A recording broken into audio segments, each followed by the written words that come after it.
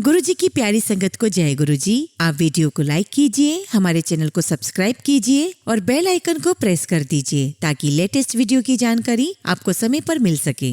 जय गुरु जी संगत जी।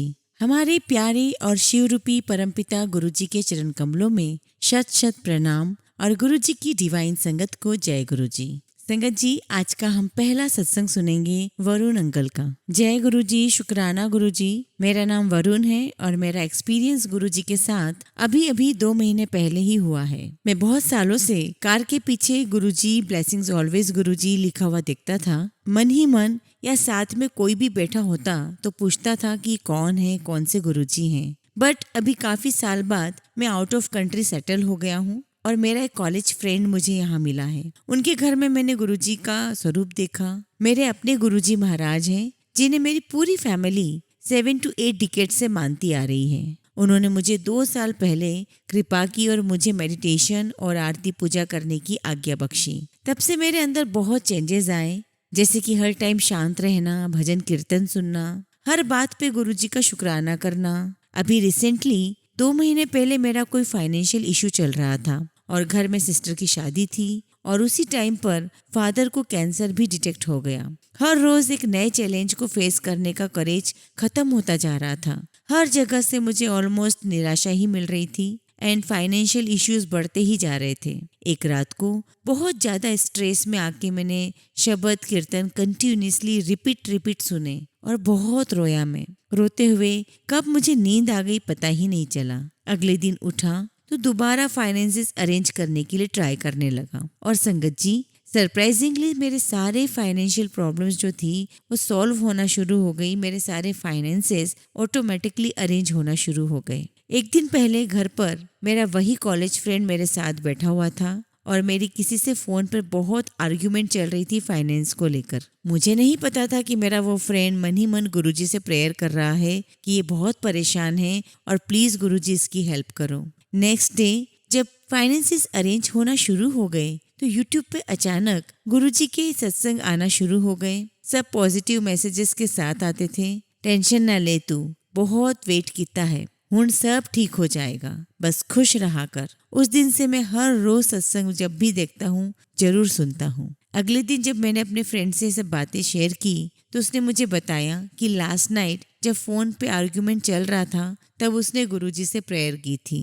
I am surprised कि इतनी जल्दी गुरुजी प्रेयर सुनते हैं और सब कुछ बेटर होना शुरू हो गया। और संगत जी, within a month father का कैंसर टेस्ट का जो लेवल 130 से 1.5 रह गया और डॉक्टर ने बोला कि कीमोथेरेपी की अभी ज़रूरत नहीं है और वो नॉर्मल रूटीन लाइफ में मेडिसिन और डाइट से कंटिन्यू कर सकते हैं। सब कुछ बहुत बेटर होता जा रहा था। फिर मन में शुक्राना तो हर टाइम था, बट एक बार आश्रम जाने की बात हमेशा मन में रहती थी कि गुरुजी के बड़े मंदिर जाना है, गुरुजी के बड़े मंदिर जाके दर्शन करना है। और उसी फ्रेंड ने एक दिन फोन करके बोला कि शाम को आश्रम चल रहे हैं, तुम साथ चलना। मन में आया कि आपने बुला ही लिया गुरुजी। इस सब के चलते मेडिटेशन की रूटीन मेरी रुक गई थी।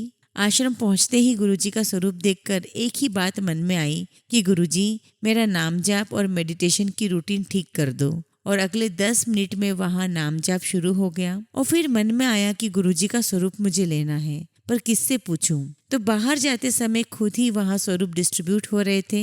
अगले दिन से अपने आप ही मेडिटेशन और नाम जाप की रूटीन शुरू हो गई और बिजनेस और फाइनेंसेस हर रोज बेटर होते जा रहे हैं। संगत जी, गुरुजी महाराज के जितने भी सारे एक्सपीरियंस जो चलते आ रहे थे मेरी लाइफ में, उन सब के चलते मेरे मन में एक प्रश्न चल रहा था कि हमारी जो फैमिली जिन गुरुजी महाराज को मानती आ रही थी, कहीं यहाँ आके कुछ गलती तो नहीं हो रही है। तब नया सत्संग सामने आया कि गुरु हर रूप में एक ही है, गुरु का दर्जा सबसे ऊपर है, गुरु परमात्मा एक ही है। बहुत बहुत thank you Guruji Maharaj, life में अपनी प्रेजेंस एक्सपीरियंस करवाने के लिए। एक सत्संग में गुरुजी ने पूछा किस रूप में दर्शन दूं, तो सबसे पहले मन में आया कि सफेद कबूतर के रूप में। तब से 2-3 बार सफेद कबूतर के रूप में बहुत सुंदर दर्शन हुए हैं गुरुजी महाराज के। अभी सत्संग शेयर करते हुए भी पहले यही प्रेयर की कि हे गुरुजी, आप ही शेयर कराओगे सत्संग। लिखते समय कुछ मिस्टेक हो गई हो और सत्संग सुनाने में भी कुछ मिस्टेक हो गई हो तो सॉरी संगत जी, सॉरी गुरुजी। लख लख शुक्राना अनंतम अनंतम शुक्राना गुरुजी।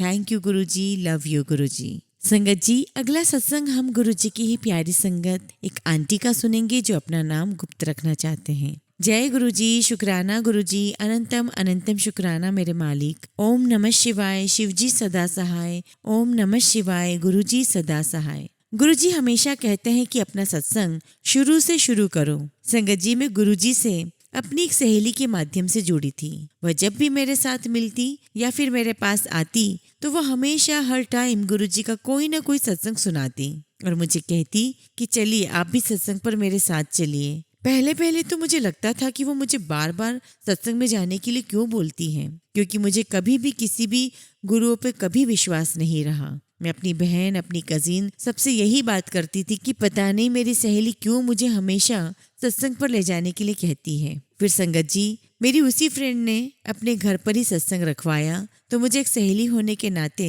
तो वहाँ जाना ही था। मैं जैसे ही उसके घर सत्संग पर गई तो मुझे वहाँ का वातावरण बहुत अच्छा लगा और बहुत शांति मिली।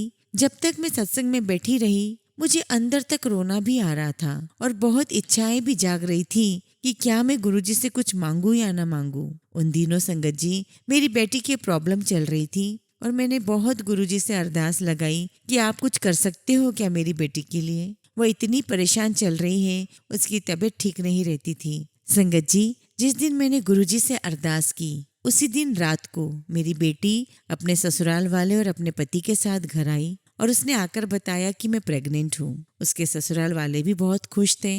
हमारे परिवार में भी सब बहुत खुश हुए, क्योंकि हमें कहीं ना कहीं ये लगता था कि अगर वो प्रेग्नेंट हो गई तो शायद उसकी तकलीफें कम हो जाएगी, क्योंकि सब यही कहते हैं कि हार्मोन्स चेंज होने से तकलीफ बदल जाती है या खत्म हो जाती है। मैंने मन ही मन शुक्राना किया कि शायद ये गुरुजी आपने ही किया है। पर संगत जी, तब भी मैं गुरुजी से नहीं जुड़ी थी, सिर्फ उनसे एक अरदास की थी। फिर कुछ समय बाद मैंने फिर गुरुजी से अरदास की किसी काम को लेकर और संगत जी, मेरा वो काम भी बन गया। ऐसे ही बीच बीच में मैं कुछ ना कुछ अरदास करती रहती और मेरा काम बन जाता था। पर ऐसा लगता जैसे यूं ही हो गया हो।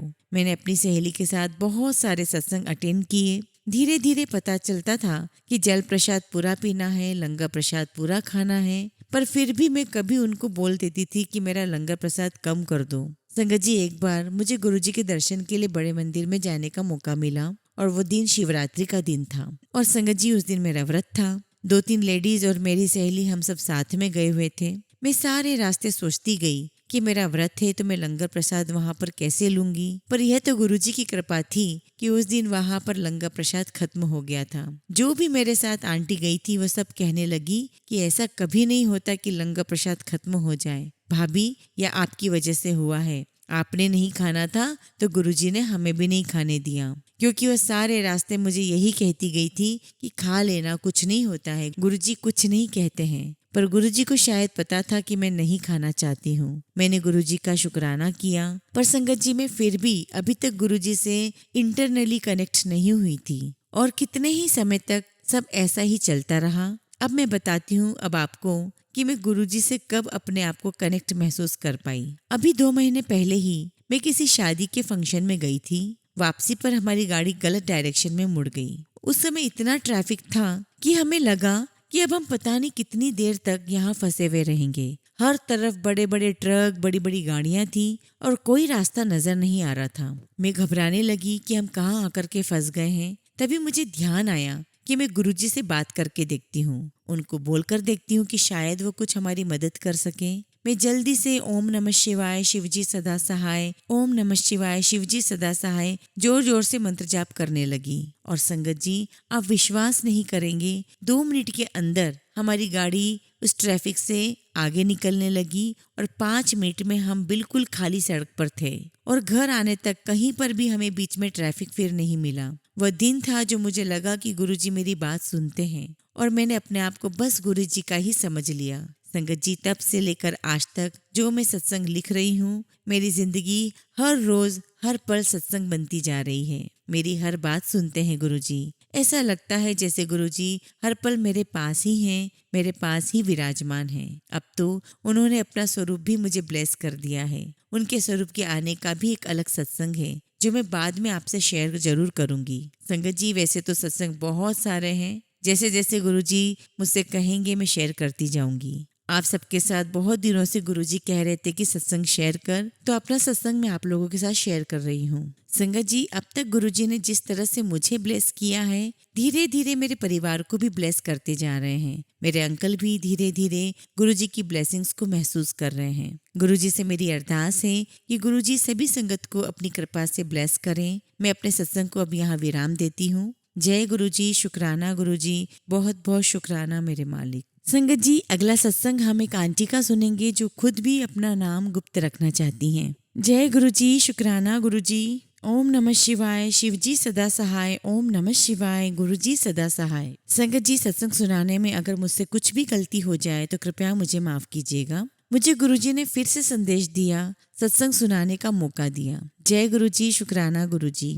संगत जी, मैं क्लास 9th में पढ़ती हूँ और मुझे मैथ्स का बहुत फोबिया है, बहुत डर है। मुझे आत्मविश्वास की बहुत कमी होती है। परीक्षा देते समय मेरे दिमाग से सारे उत्तर ऐसे गायब हो जाते हैं जैसे मैंने कभी उन्हें पढ़ा ही ना हो, और इन सब का असर मेरे परसेंटेज पर बहुत पड़ता है और मेरे माता पिता काफी गुस्सा भी करते हैं। मैं काफी उदास रहती थी और अपने आप को हमेशा दुखी करती रहती थी। मुझे आज भी याद है, जब मैं बिल्कुल टूट चुकी थी तब मेरे पास गुरुजी आए, मानो जैसे वो मुझे बताना चाहते हो कि कुड़िए तू नहीं हारना। मैंने हार नहीं मानी और मैं गुरुजी के भजन, सत्संग और गुरुजी से जुड़ने लगी और गुरुजी के आशीर्वाद से मैं मैथ्स की और प्रैक्टिस करने लगी। जब मुझे अपने ऊपर डाउट होता तो मैं गुरुजी का नाम लेती थी। गुरुजी ने मुझे सही रास्ता दिखाया और मुझे आगे टूटने नहीं दिया। मैंने गुरुजी का स्वरूप सामने रखकर हर सब्जेक्ट की परीक्षा दी और गुरुजी के आशीर्वाद से मैंने हर सब्जेक्ट में इम्प्रूवमेंट किया, सुधार हुआ और बहुत अच्छे नंबर से पास हुई। मानो परीक्षा में ऐसा लगा जैसे गुरुजी मेरे साथ थे और जब भी मुझे खुद पर संदेह हुआ तो वो मुझे सही उत्तर देने के लिए मार्गदर्शन कर रहे थे। गुरुजी ने मेरा आत्मविश्वास बढ़ाने में बहुत मदद की है और अब मेरा मैथ्स का डर पूरी तरीके से दूर हो गया है। अंत में बस इतना ही कहना चाहूंगी कि हमारे गुरुजी हमारी बहुत सारी टेंशन ले लेते हैं। हमें कोई टेंशन लेने की जरूरत ही नहीं है। गुरुजी जो भी करेंगे अच्छा होगा। गुरुजी निश्चित रूप से ही हमें सही रास्ते पर ले जाते हैं। जय गुरुजी, शुक्राना गुरुजी। ओम नमः शिवाय, शिवजी सदा सहाय। ओम नमः शिवाय, गुरुजी सदा सहाय। संगत जी, अब हम शिव पुराण के रुद्र संहिता का 3रा अध्याय सुनेंगे। 3रा अध्याय, नारद जी का भगवान विष्णु से उनका रूप मांगना। सूत जी बोले, महर्षियों, नारद जी के चले जाने पर शिव जी की इच्छा से विष्णु भगवान ने एक अद्भुत माया रची। उन्होंने जिस ओर नारद जी जा रहे थे वहाँ एक सुंदर नगर बना दिया। वह नगर बैकुंठ लोक से भी अत्यधिक रमणीय था। वहाँ बहुत से विहार स्थल थे। उस नगर के राजा का नाम शीलनिधि था। उस राजा की एक बहुत सुंदर कन्या थी। उन्होंने अपनी पुत्री के लिए स्वयंवर का आयोजन किया था। उनकी कन्या का वरण करने के लिए उत्सुक बहुत से राजकुमार पधारे थे। वहाँ बहुत चहल पहल थी। इस नगर की शोभा देखते ही नारद जी का मन मोहित हो गया। जब राजा शीलनिधि ने नारद जी को आते देखा तो उन्हें सादर प्रणाम करके स्वर्ण सिंहासन पर बिठाकर उनकी पूजा की। फिर अपनी देव सुंदरी कन्या को बुलाया, जिसने महर्षि के चरणों में प्रणाम किया। नारद जी से उसका परिचय कराते हुए शीलनिधि ने निवेदन किया, महर्षि, यह मेरी पुत्री श्रीमती है। इसके स्वयंवर का आयोजन किया गया है। इस कन्या की गुण दोषों को बताने की कृपा कीजिए। राजा के ऐसे वचन सुनकर नारद जी बोले, राजन, आपकी कन्या साक्षात लक्ष्मी है। इसका भावी पति भगवान शिव के समान वैभवशाली, त्रिलोक जयी, वीर तथा कामदेव को भी जीतने वाला होगा। ऐसा कहकर नारद मुनि वहां से चल दिए। शिव की माया के कारण वे काम के वशीभूत होकर सोचने लगे कि राजकुमारी को कैसे प्राप्त करूं। स्वयंवर में आए सुंदर एवं वैभवशाली राजाओं को छोड़कर भला ये मेरा वरण कैसे करेगी। वे सोचने लगे कि नारियों को सौंदर्य बहुत प्रिय होता है। सौंदर्य को देखकर ही श्रीमती मेरा वरण कर सकती है। ऐसा विचार कर नारद जी फिर विष्णु लोक में जा पहुँचे और उन्हें राजा शीलनिधि की कन्या के स्वयंवर के बारे में बताया तथा उस कन्या के साथ विवाह करने की इच्छा व्यक्त की। उन्होंने भगवान विष्णु से प्रार्थना की कि वे अपना रूप उन्हें प्रदान करें ताकि श्रीमती उन्हें ही वरे। सूत जी कहते हैं, महर्षियों, नारद मुनि की ऐसी बात सुनकर भगवान मधुसूदन हंस पड़े और भगवान शंकर के प्रभाव का अनुभव करके उन्होंने इस प्रकार उत्तर दिया, भगवान विष्णु बोले, हे नारद, आप वहाँ अवश्य जाइए। मैं आपका हित उसी प्रकार करूँगा जिस प्रकार पीड़ित व्यक्ति का श्रेष्ठ वैद्य करता है, क्योंकि तुम मुझे विशेष प्रिय हो। ऐसा कहकर भगवान विष्णु ने नारद मुनि को वानर का मुख तथा शेष अंगों को अपना मनोहर रूप प्रदान कर दिया। तब नारद जी अत्यंत प्रसन्न होते हुए अपने को परम सुंदर समझकर शीघ्र ही स्वयंवर में आ गए और उस राज्य सभा में जा बैठे। उस सभा में रुद्रगण ब्राह्मण के रूप में बैठे हुए थे। नारद जी का वानर रूप केवल कन्या और रुद्रगणों को ही दिखाई दे रहा था, बाकी सबको नारद जी का वास्तविक रूप ही दिखाई दे रहा था। नारद जी मन ही मन प्रसन्न होते हुए श्रीमती की प्रतीक्षा कर रहे थे। हे ऋषियों, वह कन्या हाथ में जयमाला लिए अपनी सखियों के साथ स्वयंवर में आई। उसके हाथों में सोने की सुंदर माला थी। वह शुभ लक्षणा राजकुमारी लक्ष्मी के समान अपूर्व शोभा पा रही थी। नारद मुनि का भगवान विष्णु जैसा शरीर और वानर जैसा मुख देख वह कुपित हो गई और उनकी ओर से दृष्टि हटाकर मनोवांछित वर की तलाश में आगे चली गई। सभा में अपने मनपसंद वर को न पाकर वह उदास हो गई। उसने किसी के भी गले में वरमाला नहीं डाली। तभी भगवान विष्णु राजा की वेशभूषा धारण कर वहां आ पहुंचे। विष्णु जी को देखते ही उस परम सुंदरी ने उनके गले में वरमाला डाल दी। विष्णु जी राजकुमारी को साथ लेकर तुरंत अपने लोक को चले गए। ये देखकर नारद जी विचलित हो गए। तब ब्राह्मणों के रूप में उपस्थित रुद्रगणों ने नारद जी से कहा, हे नारद जी, आप व्यर्थ ही काम से मोहित हो सौंदर्य के बल से राजकुमारी को पाना चाहते हैं। पहले जरा अपना वानर के समान मुख तो देख लीजिए। सूत जी बोले। यह वचन सुनकर नारद जी को बड़ा आश्चर्य हुआ। उन्होंने दर्पण में अपना मुंह देखा। वानर के समान मुख को देखकर वे अत्यंत क्रोधित हो उठे और दोनों रुद्रगणों को श्राप देते हुए बोले, तुमने एक ब्राह्मण का मजाक उड़ाया है, अतः तुम ब्राह्मण कुल में पैदा होकर भी राक्षस बन जाओ। यह सुनकर वे शिवगण कुछ नहीं बोले, बल्कि इसे भगवान शिव की इच्छा मानते हुए उदासीन भाव से अपने स्थान को चले गए और भगवान शिव की स्तुति करने लगे। जय गुरु जी, शुक्राना गुरु जी।